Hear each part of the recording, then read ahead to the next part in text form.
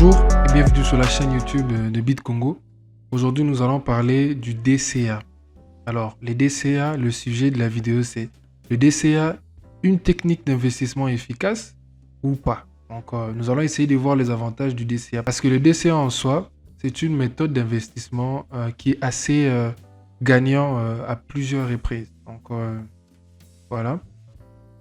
Alors, ces derniers mois déjà, je me rappeler que ces derniers mois, depuis novembre de l'année passée, 2021, maintenant nous sommes en 2022, donc depuis novembre 2021, les marchés des cryptos est particulièrement incertain. Donc,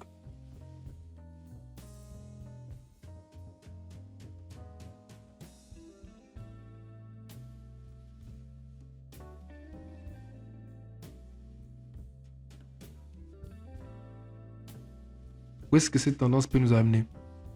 Alors, c'est pourquoi une technique d'investissement comme le DCA semble être la meilleure manière pour continuer d'investir dans ces contextes compliqués.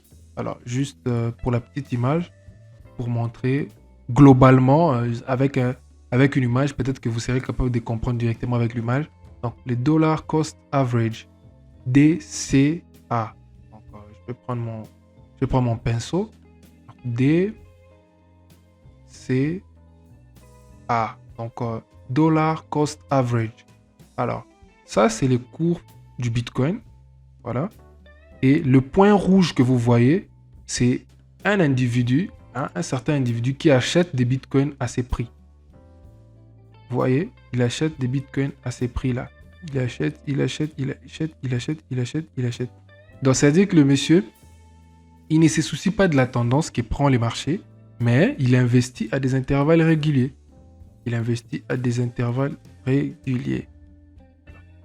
La droite orange que vous voyez au milieu là, donc on a appelé ça average price. Donc, c'est les prix moyens en quelque sorte. Parce que à chaque fois qu'il achète, ces prix et ces prix-là est différent.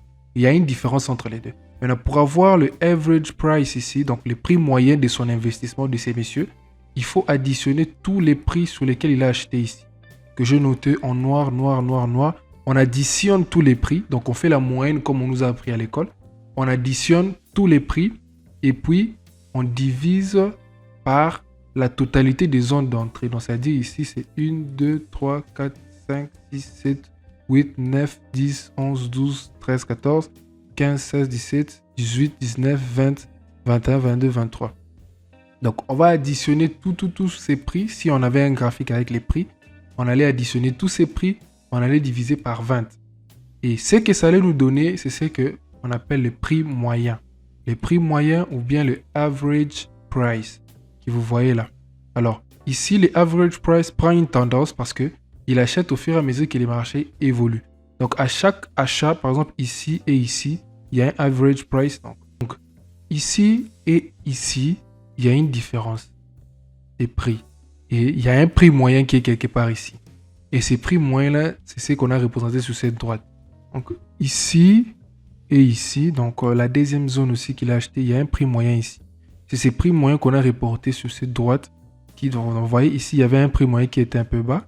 Ici, il y a un second prix moyen qui est un peu haut. Voilà pourquoi vous voyez la droite qui est en train de monter. Alors, ça, c'est un peu en pratique, juste pour faire rapide, pour essayer d'expliquer c'est quoi les dollar cost average ou les DCA. Donc, j'ai lu un article sur Internet que j'ai trouvé intéressant et j'ai complété cet article par ma propre idée et par mon expérience par rapport à ça. Donc, voilà. L'article dit qu'est-ce qu'est le DCA. Donc, les DCA pour dollar cost averaging est une stratégie d'investissement qui consiste à investir une part fixe sur un actif et à intervalles réguliers. Et c'est peu importe les prix de l'actif. Donc, comme je vous ai dit, on s'en fout de la tendance, mais on investit à des intervalles réguliers. Pour les longs termes, bien sûr. Alors, prenons par exemple, vous pouvez décider d'investir tous les premiers du mois $200 sur le Bitcoin et c'est que son cours atteigne les sommets ou soit en plus bas. Donc, ça, on ne se soucie pas de la tendance. C'est une technique employée par nombre d'investisseurs pour minimiser les risques et lisser leur prix d'entrée. En effet, en multipliant les achats, vous avez plus de chances de payer un prix d'entrée global moins élevé qu'en rentrant à un point précis du marché. Dans un marché aussi volatile que les crypto-monnaies, il s'agit d'une technique pertinente pour limiter les risques d'une certaine entrée sur les plus hauts d'un actif. Reprenons l'exemple du Bitcoin. Si vous aviez pratiqué les DCA avec 200 $ tous les premiers du mois au cours de l'année 2021, vous auriez obtenu un prix d'entrée moyen à 45 000 $ environ. C'est une performance plus qu'honorable, surtout si on prend en compte les all-time high, donc l'ATH environ, soit des 69 000. Avec cette technique, vous auriez donc acheté des creux en début d'année. Cet été aurait permis de contrebalancer avec cet automne ou printemps et des prix d'achat plus élevés. Les effets du DCA sont encore plus bénéfiques sur une plus longue période, notamment dans notre exemple, si l'on ajoute un DCA au long de l'année 2020 avec un prix du Bitcoin bien plus modeste. Donc là, on nous a parlé des avantages que possède le marché. Là, je pense que allons entamer avec notre paragraphe. Donc, c'est une technique idéale pour les débutants aussi. Donc, cette technique permet ainsi d'investir sans se prendre la tête. Donc, tu ne seras pas FOMO, tu ne vas pas être là en train de penser que tu as raté des opportunités parce que tu as investi à des intervalles réguliers suivant un plan. Alors, la partie du plan, je vais vous expliquer pourquoi je parle du plan et pourquoi c'est important d'avoir un plan quand on fait les DCA. Bon, ce qui n'était pas dans cet article. En ce sens, elle est idéale particulièrement pour les débutants qui n'ont pas les compétences pour analyser les marchés et repérer d'éventuels sommets ou creux. C'est ainsi un gain de temps considérable puisque vos achats sont planifiés et vous n'avez plus rien à faire. Donc, sur une longue période de temps, cette technique s'avère particulièrement efficace. En effet, vous profitez de nombreuses baisses de l'actif, surtout en cas de bear market sur les marchés des cryptos. Un investisseur ayant pratiqué le DCA sur les Bitcoin ou Ethereum ces dernières années est généralement heureux de cette stratégie. Essayer de timer les marchés est souvent une pratique périlleuse. Ce n'est déjà pas une chose aisée quand on est expérimenté, alors en tant que débutant. Donc, une étude réalisée par l'entreprise de courtage en bourse Charles Schwab a d'ailleurs montré que les investisseurs qui ont essayé de timer les marchés ont enregistré de moins bonnes performances que les partisans du DCA. De plus, le DCA permet de laisser ses émotions à la porte de sa stratégie d'investissement, ce qui est très important, les émotions. Pas des tentations de FOMO, donc Fear of Missing Out, comme je vous ai dit, c'est la peur de manquer une opportunité. Donc, tu ne seras pas tenté par la peur de manquer une opportunité parce que tu investis déjà des intervalles qui sont réguliers. Notamment lorsque le cours s'envole. Parce que quand les marchés des cryptos montent, il y a tout le monde qui veut acheter, et c'est ce qu'on appelle FOMO. Et souvent, quand tout le monde veut acheter comme ça, c'est quand on chute en quelque sorte. Donc, vous ne vous précipitez donc pas, ni prenez peur quand les cours de l'actif commencent à dégringoler.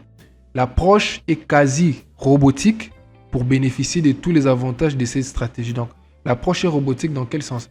Vous investissez à des intervalles réguliers comme un robot, sans tenir compte des prix, sans tenir compte des émotions. Donc, quand on dispose d'un capital modeste, c'est majoritairement la meilleure stratégie pour profiter de la croissance du marché. De plus, cela vous évite un travail de formation important ou d'écouter certains experts qui pourraient se tromper. Psychologiquement, le DCA apporte ainsi une grande sérénité. Alors, la sérénité, c'est quelque chose de très important en investissement. Donc, le DCA apporte une grande sérénité et il permet de réaliser de belles performances financières. C'est une excellente stratégie pour les débutants. Elle est aussi plébiscitée par des investisseurs aguerris qui ont des convictions fortes en un actif et donc, peu importe son cours du moment. Donc, voilà un peu en quelque sorte de manière littéraire, c'est quoi le DCA. Donc, je vais essayer d'ajouter juste avec un autre graphique. Donc, quand on parle de, par exemple ici, je vois au paragraphe 2, ici, il a parlé de quelque chose d'un peu flou. Donc, essayer de timer les marchés est souvent une pratique périlleuse. Donc, essayer de timer les marchés est souvent une pratique périlleuse. Alors, essayer de timer les marchés, ça veut dire quoi? Donc, essayer de timer les marchés, en quelque sorte, ça veut dire essayer de deviner les marchés. Donc, essayer de deviner les marchés, ce n'est pas une bonne idée. Deviner, ça veut dire, donc, admettons qu'on était en train de chuter, on était dans un marché qui était baissier. Et après, on est passé haussier. Donc, et après, on est passé haussier à partir d'ici. On est passé haussier. Donc, l'individu A qui est là, il a essayé de timer les marchés. Donc, ça veut dire qu'il a essayé de prédire où est-ce que la baisse que vous voyez là va s'arrêter. Donc, où est-ce que les marchés vont s'arrêter de chuter. Lui, il a essayé de prédire ça. Il s'est dit qu'il est trader, il a essayé de prédire. Malheureusement, notre monsieur, il a essayé de prédire, mais au mauvais endroit. Donc, il a essayé de prédire que le marché allait se retourner sur cette zone. Alors, on peut bien voir que le marché a augmenté un peu, mais après, on a rechuté. Donc, il a essayé de prédire les marchés. Et là, son capital est en perte, est énormément en perte. Ça, le capital est énormément en perte. Donc, l'individu A est en perte parce qu'il a essayé de prédire les marchés. Donc, il a essayé de prédire que les marchés allaient s'arrêter de chuter dans cette zone et il a acheté pour $1000. C'est un exemple. Il a acheté pour $1000 des bitcoins, par exemple. Pendant que les marchés chutaient, il a essayé de prédire que les marchés allaient s'arrêter ici. Et quand il a acheté, pouf, on a continué la tendance baissière et on a fait un plus bas ici. Et les marchés a perdu, par exemple, depuis son point d'entrée ici. Donc, depuis son point d'entrée, les marchés a perdu 50%. Jusqu'ici, 50%. Donc, les gars, il a perdu $500, l'individu A. Il a perdu $500. Et quand les marchés continuent encore à chuter ici, il a perdu, donc le Bitcoin a perdu au total à peu près 80%. Donc les gars, il a perdu $800. L'individu A, il a perdu $800 jusqu'au plus bas ici. Alors souvent, psychologiquement parlant, surtout quand on est débutant, la personne, donc l'individu A, s'il est débutant, il sera tenté de vendre en perte. Donc en perte de $800, il va se dire, bon, je vais essayer de récupérer seulement les $200 et tout. Donc ça, c'est les problèmes, les désavantages lorsqu'on essaye de timer le marché. Donc, on essaye de deviner quand est-ce que ça va monter. Alors, l'individu B, lui, il s'est dit, bon, moi, je ne suis pas expert. Je ne connais pas où est-ce que le marché va se retourner, mais au moins, j'aimerais investir dans le Bitcoin. J'aimerais investir et j'ai $1000. Donc, voilà, l'individu, il a $1000, exactement le même capital que l'individu A. Il a $1000, mais qu'il décide d'investir dans 10 prix différents, donc $100, $100 dans 10 prix différents, pendant que les marchés chutent. Il s'est dit, bon, le premier $100, je les mets ici. Le deuxième $100, je les mets ici. Le troisième $100, je les mets ici. Le quatrième $100, je les mets ici. Le sixième $100, le cinquième $100, je les mets ici. Le sixième $100, je les mets ici. Le septième, je les mets ici. Le huitième, le neuvième, le dixième $100, je les mets là. Donc, les messieurs, donc l'individu B, il a investi $1000 de capital, mais à un intervalle de prix régulier. Même si les marchés étaient en train de chuter, il était en négatif, mais son prix est moyen. Donc, pour qu'il soit en négatif sur tous les $1000, donc, il doit avoir un prix moyen. Son prix moyen sera aux alentours ici. Son prix moyen. Alors qu'il a déjà acheté ici pour $100. Il a acheté ici parce que ici, c'était son première entrée. Mais son prix moyen peut être quelque part ici. Son prix moyen. Alors, quand les marchés sont en dessous de son prix moyen, il est en négatif. Mais quand les marchés passent au-dessus de son prix moyen, il est en positif. Et les prix moyens les protègent des émotions. Les prix moyens les protègent de l'émotion comme l'individu A. Donc ça, c'est un peu graphiquement ce que je peux dire sur les avantages du DCA entre la personne qui essaye de timer les marchés, comme on a dit ici dans l'article, et celui qui essaye tout simplement d'investir en DCA. Alors, ils disent ici encore que de plus, le DCA permet de laisser ses émotions à la portée de sa stratégie d'investissement. Donc, l'individu il n'est pas émotionnel, il a un plan. Il s'est déjà dit que j'ai 1000, je vais investir 100 dans 10 zones de prix différents. Et il n'a pas d'émotion, il respecte juste son plan. Le DCA nous protège aussi contre les émotions et les aléas du marché. Voilà un peu. Alors, je vais passer sur mon TradingView, essayer de vous montrer un peu un exemple de mes plans DCA que j'ai fait pour ces bear market. Alors, ce ne sont pas des conseils d'investissement, mais je vous montre juste par rapport à la vidéo, parce que cela est en rapport avec la vidéo. Alors, le premier exemple, c'est les links. Donc, j'ai écrit, vous voyez bien que j'ai écrit DCA Plan Link. Alors, j'ai écrit ici, grosse zone de DCA entre 8 $ et 3,86 $. Alors, on voit bien que le marché est revenu sur ma zone de DCA. Sur ma zone de DCA. Donc, à partir d'ici, j'achète. Pas à un prix fixe, mais à un prix qui est en train, parce qu'il y a une petite console, parce que là, on est en weekly, donc les graphiques est en semaine. Si on va en jour, vous verrez que le marché est en train de consolider dans ma zone de DCA. Donc, il fait des hauts, des bas, il fait des hauts, des bas, des creux, des sommets, des creux, tout. Pendant ces sommets et des creux, moi, j'achète parce que c'est ma zone de DCA. J'ai un plan. Et pour les links, j'aimerais faire le DCA sur cette zone. Et j'ai dit, au cas où les prix débordent notre zone de DCA, il est possible que nous puissions essayer de nous recharger aux environs de 1 $ pour plus de finesse. Donc là, c'est juste pour exagérer. Au cas où les cours de link descendaient en dessous de 2 $, je vais continuer à faire le DCA. Donc à partir de 8 $ jusqu'à 1 $, c'est en quelque sorte ma zone de DCA où j'accumule la crypto qu'on appelle le link. Et j'ai des objectifs. J'ai des objectifs dans mon DCA plan. Par exemple, le premier target pour moi sera à 60 $ par link, donc par pièce. Le premier target pour moi, pour mes DCA, ce sera à 60 $. Et cela n'exclut que quand on va reprendre une tendance haussière, je ne cesse d'acheter des links à des intervalles. Mais ça, c'est d'abord ma zone de DCA bear market. Voilà pourquoi vous voyez qu'il est une zone de DCA fixe. Alors, pendant que les cours sera en train de monter, je vais peut-être me dire, bon, à 10 $, j'ajoute. À 20 $, j'ajoute. À 30 $, j'ajoute. Par exemple. Et ici, j'ai écrit, donc, juste pour rigoler, un link à 100 $, why not? Donc, peut-être que le link ira un jour à 100 $.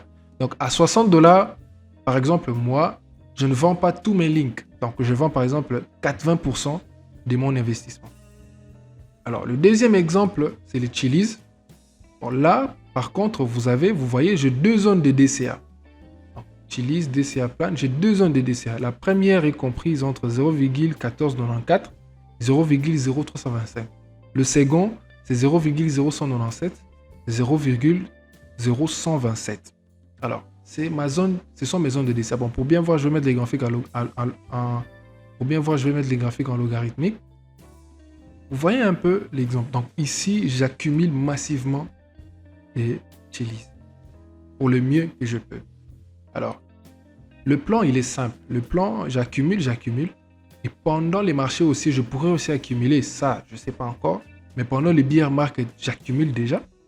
Et j'ai écrit long term target. Donc, mon target est à long terme. Donc, peut-être pour 1 $ le Chiliz. Un exemple. Pour 1 $ le Chiliz. Alors, ça, ce sont les graphiques de mes DCA plans, c'est personnel. Mais je vous montre ça juste dans le cadre de la vidéo pour être plus concret. Et c'est quoi un DCA plan et comment on fait un DCA plan pour les bear market. Pour les bear market. Donc, et là, vous voyez bien que je ne serai pas émotif parce que c'est sur mon plan. Et voilà pourquoi c'est important de ne pas seulement se limiter à DCA, mais avoir aussi un plan de DCA. Alors là, je vais essayer de vous ramener sur mon Excel pour vous montrer comment moi je vais calculer mes revenus, enfin comment je vais calculer par rapport au prix d'entrée, aux zones d'entrée et tout consort. Et pour ça, j'aimerais d'abord vous montrer les NIR parce que l'exemple est en fonction du NIR. NIR θ, on a pour les NIR. Donc les DCA plans pour les NIR, c'est avec ça que je vais faire l'exemple que je vais vous montrer sur Excel. Voilà, admettons que j'achète des NIR là, à des prix, à des prix, à des intervalles des prix et tout. J'achète des NIR quelque part là. Et on va essayer de calculer ça en fonction de mes calculs. Alors, nous voilà sur mon Excel. Je vais essayer de vous montrer juste les calculs par rapport à comment moi je calcule mes zones de DCA, le prix moyen, comment je calcule par rapport à ce que j'ai investi. Donc, admettons que, bon, on a les NIR, que je vous ai déjà montré les graphiques du NIR. On a un tableau que j'ai écrit, for bear market, le projet, le capital investi en DCA, la zone de DCA, genre la zone de DCA éventuelle, la zone de DCA réelle, les prix moyens, les capitales total investis sur prix moyen, le nombre de pièces par rapport au prix moyen. Les prix total pour 1 x 10 du prix moyen au minimum. Les profit and loss estimés pour 1 x 10. Les profit and loss sur target à $20. Et puis les gains cumulés sur investissement. Donc, admettons que ma zone, la première zone des DCA sur les NIR, comme je vous ai montré, c'est entre 2.268,2, donc 2,682 et 2. Donc, admettons que j'achète mes premiers NIR, j'ai $1000, ok? J'achète mes premiers NIR à 2.88, donc 2.182. J'achète mes premiers NIR ici. Alors, j'achète mes seconds NIR encore à 2.500. J'achète encore, donc à chaque fois que j'achète à 2.500. Et je me suis dit, je vais encore acheter à 2.300. Je me suis dit, je vais encore acheter à 2.100. Donc 2.100. Donc je me suis dit que je vais acheter encore à $2. Acheter à $10. Et puis pour ma deuxième zone, ça c'est pour la première zone. Pour la deuxième zone, je me dis je vais acheter à 0,857. Je vais acheter à $1. Je vais acheter à 0,700. Je vais acheter à 1.500. Je vais acheter à 0,500. En fait, ces prix, ce sont des prix dans lesquels je vais acheter dans des zones de DCA réelles. Parce que ça, c'est éventuel. Ça veut dire que j'ai tracé. Mais ça, c'est réel. Donc, on a admis que j'ai acheté vraiment à ces prix-là. J'ai acheté à ces prix-là. Pour ma première zone, le 5 premier, c'est pour ma première zone. Le 5 autres derniers, c'est pour ma deuxième zone de DCA. Alors, la façon dont j'ai calculé sur mon Excel, les prix moyens m'est déjà donné. Donc, j'ai acheté pour un prix maximum de 2.682, un prix minimum de 0,500. Et il m'a calculé que j'ai acheté pour un prix moyen à 1.614. Donc, les capitales investis en DCA, admettons que j'ai dit j'ai 1000, j'investis 100 à chaque zone. Donc, vous voyez, donc les prix moyens, il m'a calculé les prix moyens, c'est 1.614. Le capital total sur investissement, il m'a calculé, c'est $1000 que j'ai investi ici. Il m'a dit le nombre des pièces par rapport au prix moyen. Donc, j'aurai 619,62 pièces de NIR à ces prix ici, donc les prix moyens. Donc, au prix moyen, j'aurai 619,62 pièces de NIR. Alors, les prix total pour que je fasse 1 x 10 sur mon investissement, donc que je fasse 1000% par rapport au prix moyen, c'est $16,14, c'est clair. Donc, les PNL estimés pour 1 x 10, c'est $1000. Ça, c'est les PNL estimés pour 1 x 10. Donc, si c'est 10 000, pardon. Donc, si les NIR atteint $16, moi, je fais $10 000 sur les capitales investis. Donc, j'ai fait 1000% par rapport au prix moyen. Alors, si les NIR va jusqu'à $20, bon, là, les profits vont accroître. Là, il faut calculer. Donc, ça, c'était juste un exemple sur comment on fait les DCA, sur comment vous pouvez tracer un plan et profiter de ces marchés baissiers pour investir sur les longs termes. Alors, je pense que c'est la fin de la vidéo. Je vais vous revoir à bientôt. Merci beaucoup pour votre attention et n'oubliez pas de vous abonner à la chaîne. Ciao.